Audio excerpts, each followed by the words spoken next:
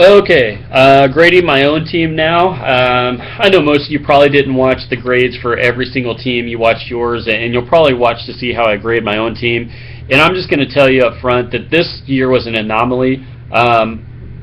This is the best team I've ever had, and this is the best team that I ever will have. So to get lucky once, and I was pretty lucky with that trade. I explained if you go and watch my grade on Jim.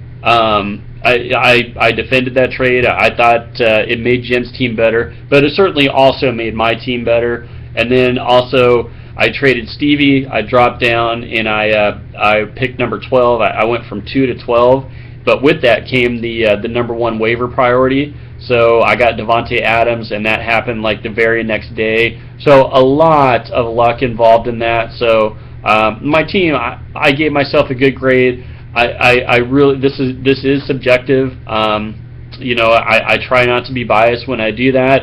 I'm sure in the past people have thought that I was being biased, but I really do call it like I see it, and this is just how I see my team. Anyone's name could be attached to this, and this is what I would say about their team. So I'm going to try and separate myself from it.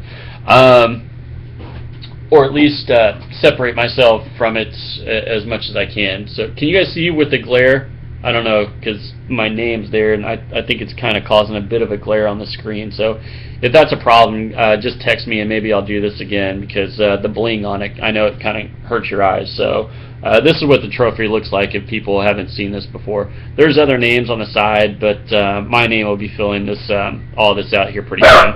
Oh, and Ernie's excited about that. Ernie, no. So that's what the trophy looks like. Let's just set it right here. So, quarterback. I took Tony Romo. I have Romo ranked number 7. I actually took Romo over guys like I think I took him over Roethlisberger. No, I did not take. I'm sorry, I did not take him over Roethlisberger. I took him over Russell Wilson, who was there, and a lot of people have Russell Wilson ranked 3rd. But I love Romo this year. He doesn't have I don't think he has much of a running game. They're going to have to pass the ball. So, I mean, it just makes sense. There's a few reasons why. Number 1, the running game. Number 2, they have to pass the ball, especially in that division. So, number 3, that division is the antithesis of the NFC West, where they're going to play good defense and they're going to run the ball. The NFC East is not going to play good defense. I don't know if anyone in that league has a real good defense, and they're going to pass the ball. So I wanted a quarterback. If it wasn't going to be Romo, I was going to take Sam Bradford. So that was my plan going into it. So I love Romo this year. He's got Dez Bryant there. Terrence Williams could be a player. And Romo's going to put up some. I think he'll have a career year this year, and it's all set up. If he can avoid injury, of course, that's always the caveat. But he's certainly set up to have that. So I have my running backs ranked number 2.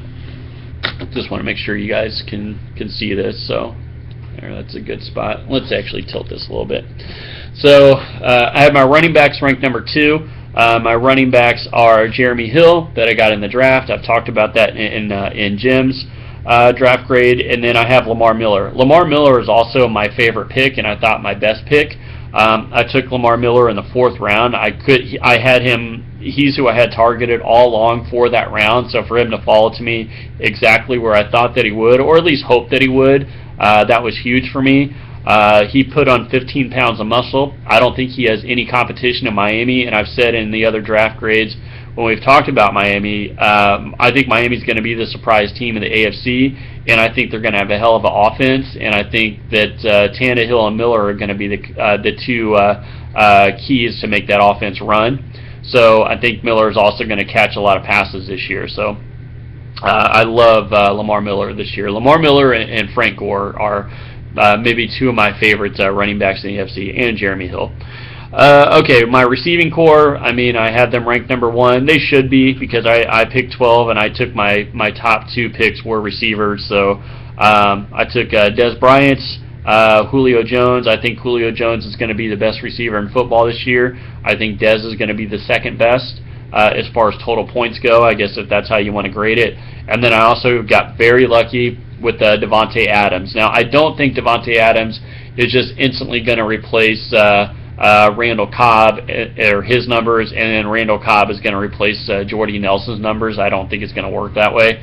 But I do think he's going to have a 1,000-yard year with 8 touchdowns, which is good enough for my flex. And again, I'm the first one to recognize how lucky it was that I got him. And unfortunately for Steve Sr., once again, we really need to move the draft next year after week 3. That just has to happen. I thought it was pretty ridiculous for us to have it when we I was fine with it because of my schedule, but we have to arrange that better next year. That was really bad, and it cost. Stevie and I talked before. We knew it was going to cost someone. We didn't know who, and it ended up being Steve Sr. So that's kind of unfair for him. So my receivers, I ranked number 1. My tight end, I ranked number 11. That's the weakness of my team. I took a guy with upside in Zach Ertz. So we'll see what Ertz does this year. I think he can step up and have a decent year. So just because I ranked him 11, that doesn't mean that he's bad. He just hasn't proven it yet, but he does have the skill set to do it. So I like him. My starters are going to be Tony Romo, Lamar Miller, Jeremy Hill, Dez Bryant, Julio Jones, Devontae Adams, and Zach Ertz. I mean, I gave myself an A+, and I think that's fair. So for my full team, which I'm even more excited about than my starters, which means my bench, I have C.J. Spiller, who I think once from the day he comes back to week 16, I think from then on he'll lead all running backs in pass catches. I think that's why they brought him in there, and I think he's going to be a great backup. I got him in the 6th round. I think he's going to give me 4th round value. So I love C.J. Spiller. Once he gets healthy and gets going, because I know he's going to miss the first 2 games, but at the draft we didn't know that. Ryan Matthews. I think Ryan Matthews is the number 1 backup in all of fantasy. If DeMarco Murray goes down, I mean, I think he's 1,400 yards and 12 touchdowns, something crazy for a backup. I think even if DeMarco Murray is healthy all year, I think Ryan Matthews still has some value. I think between receiving and rushing, I think he can still have 1,000 yards with 7 to 9 touchdowns. So I think he's going to have a lot of value, and they're just going to pound people in Philadelphia. So Matthews is going to be a big part of it. And once again, I said this in Tommy's. Remember, they brought Matthews in to start. They didn't know they were getting DeMarco Murray until later on in the offseason, and which means Chip Kelly, he saw everything that Matthews had, and he liked what he saw, and he brought him in to start on that team. And then they realized later they could get DeMarco Murray, and now he's kind of the man. But Matthews, he's going to be a player in Philly, and I had. I don't want to say I had my whole draft around him, but it was definitely my plan to take Spiller and Matthews, like I took Hill and Carlos Hyde last year. So I took Charles Sims, who I didn't know if Doug Martin or Sims were going to start in Tampa Bay. So it ended up it looks like it's going to be Doug Martin, but I wouldn't rule Sims out. I think he could still carve himself out a role if Martin struggles. We don't know what Martin's going to do. He's had good preseasons before and then been terrible. And then I took a J.I., I think that's how you say his name, as a handcuff to Lamar Miller. And then I have Devontae Parker, who I love. I think Parker is going to be in that top tier receiver conversation the next couple of years, along with guys. I think he'll be someone like an A.J. Green. So he's got the size. Once again, I love Tannehill. I love Miami's offense. They've already got Jarvis Landry. They've got Kenny Stills. They've got those little possession receivers where, Parker's going to be their number 1 receiver once he gets healthy and kind of learns the playbook, because he basically missed the whole preseason, and he's going to be good. Brashad Perriman, he's similar. He's just in a perfect situation. Being drafted by Baltimore as receiver as a player, that was the best thing that could have happened to any receiver in football, because they have Steve Smith and nothing else. So I took Perriman to try and capitalize on that. And then Josh Hill, just kind of a flyer. But from what I understand, what's his name? Ben, I can't remember the guy's name. Ben something. They think he's going to be the starting tight end in New Orleans. So he was a flyer, but I've already dropped him. At the draft, we didn't know that. The strength of my team, is just full.